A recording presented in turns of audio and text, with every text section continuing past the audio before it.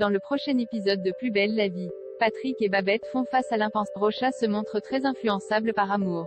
De son côté, Bilal tente le tout pour le tout afin d'éviter la pire des réputations. Attention, les paragraphes qui suivent contiennent des spoilers sur l'épisode de Plus belle la vie diffusé demain soir sur France 3.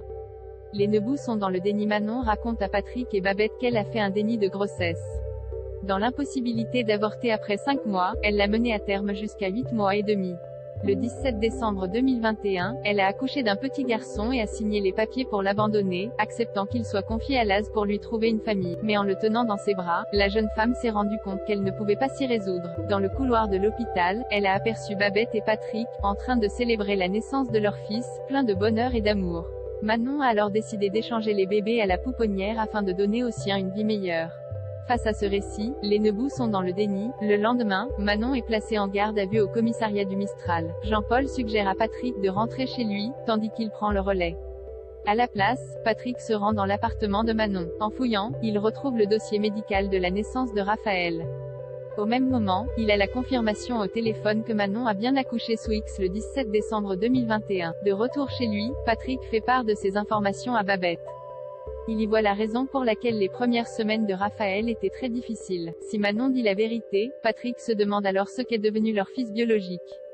Barbara fait ses adieux à la coloc d'après Abdel. Rocha a le droit d'augmenter le loyer. Sabrina, Nathan, Mousse et Mila n'ont pas forcément les moyens et espèrent convaincre Barbara de rester pour se serrer les coudes financièrement. Nathan passe donc la voir Omar Sy, avouant être prêt à des compromis pour qu'elle reste à la coloc. Mais Barbara a envie d'autre chose, notamment de se concentrer sur ses projets personnels. Après avoir fait ses affaires, elle dit au revoir au coloc et leur promet de trouver quelqu'un pour la remplacer rapidement. Pendant ce temps, Malika convainc Rocha de réserver un hôtel 5 étoiles à Bali pour leur lune de miel, plutôt que de partir à Biarritz comme il le souhaitait. Plus tard, en apprenant que les colocs ont accepté de payer le loyer malgré l'augmentation, Malika estime que Rocha devrait carrément l'élever à 3 000 €. Elle est prête à l'aider à pousser les colocs vers la sortie pour trouver de nouveaux locataires. Karim donne sa bénédiction à Revel après sa leçon de conduite avec Ophélie. Karim lui raconte qu'il a parlé avec Elsa mais qu'il lui reste un dernier problème à régler. Encouragé par sa monitrice d'auto-école, Karim surprend Revel à l'arrière de son véhicule dans un parking pour l'interroger sur ses sentiments envers Elsa. Revel confie qu'il est toujours amoureux d'elle. Karim lui promet de ne leur faire aucun mal s'ils se revoient. De son côté, durant sa leçon de code, Bilal présente ses excuses à Ophélie pour avoir fait croire à ses potes qu'ils sortaient ensemble. Désormais, il est humilié sur les réseaux sociaux par tout le lycée car Noé et Kylian ont posté la vidéo de son appel téléphonique. Bilal demande alors à sa monitrice d'auto-école de le couvrir afin de retrouver un peu de crédibilité aux yeux de ses camarades mais elle refuse catégoriquement. Pourtant, elle débarque quelque temps après à la terrasse du bar du Mistral afin de faire une scène à Bilal en l'accusant de l'avoir trompé.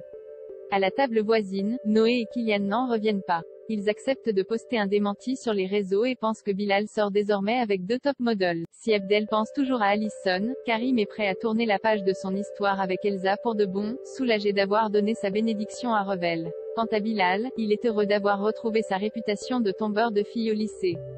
Réunis au grand complet, les Fedala fêtent l'anniversaire d'Abdel en lui offrant des cadeaux.